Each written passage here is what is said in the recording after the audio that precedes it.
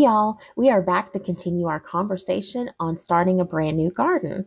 Now, to recap, I have a blank slate. So, I am primarily going to grow vegetables and fruits, and hopefully, this year I'll have enough room to plant some herbs and flowers.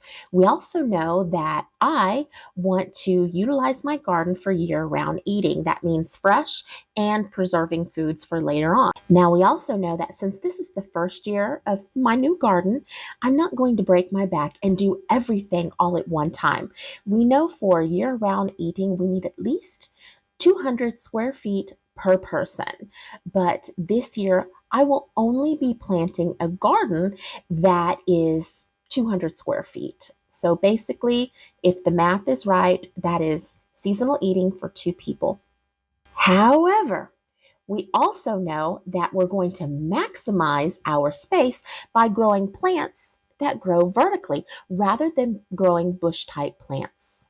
Now we need to talk about putting the garden in the ground versus raised beds.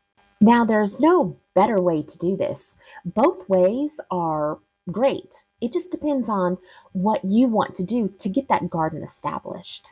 Now, if you've watched any of my past videos, you'll know that I've grown a garden in raised beds, I have tilled the soil, and I have also used a deep mulch method of gardening.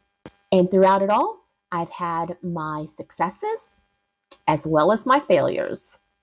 So let's first talk about putting the garden in the ground, which means you'll need to till the soil. And if you're like me, in a suburban area, well, that may be a little tricky.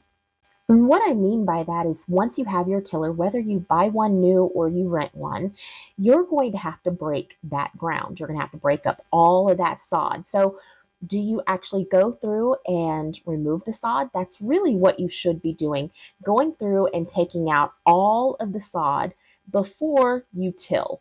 And the reason why you want to remove that sod first is because, especially with St. Augustine, which is what we primarily have around here, um, just a tiny little piece like that will root in your garden. Mark my words. So once you manually go in and remove that sod, well, now it's time to till. Again, you have to break up that layer underneath the sod, that layer that is compacted. It hasn't been worked in years, if ever. And so it's going to be hard and it's going to be compacted, and your tiller is going to beat you half to death. Experience, I have been assaulted by a tiller where I was sore for at least a good week. Now, after you have all of that soil tilled up, most likely you're going to have to amend the soil. Just because the soil was alive enough to grow your grass doesn't mean that it's alive enough to allow your garden to flourish. And let me explain. 9 times out of 10, to get the beautiful green, lush lawns that we see in suburban America, a lot of people are using fertilizers that are high in nitrogen. And trust me, your grass is going to gobble up every bit of that nitrogen, which turns it super, super green. That's what nitrogen does in fertilizer, and nothing's going to be left in the ground.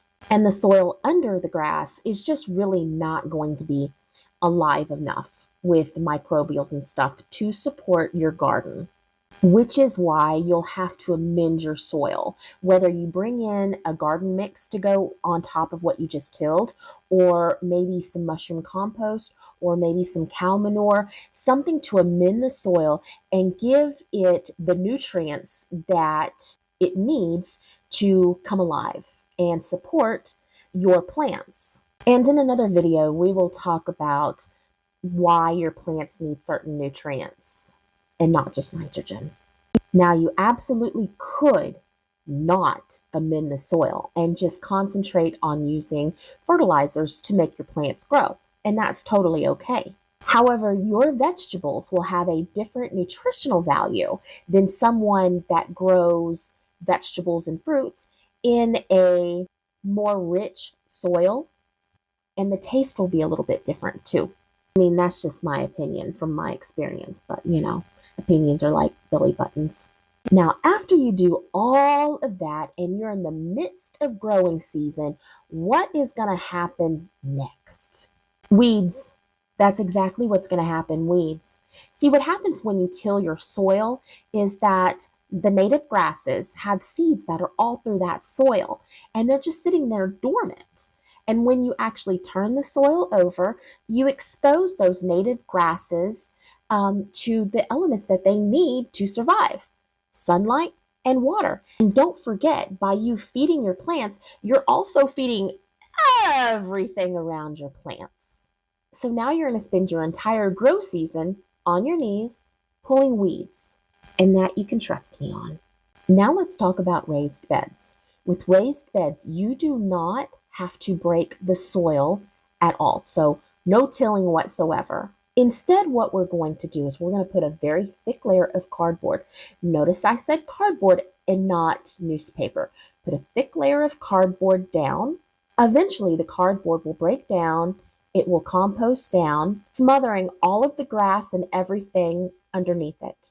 And with your layer of soil that you're going to put on top, your garden mix that you're going to put on top of that, that will help to keep everything else dormant underneath that.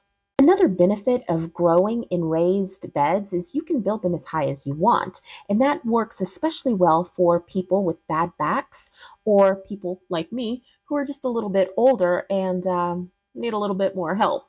Let's talk about what I plan on putting in my backyard garden.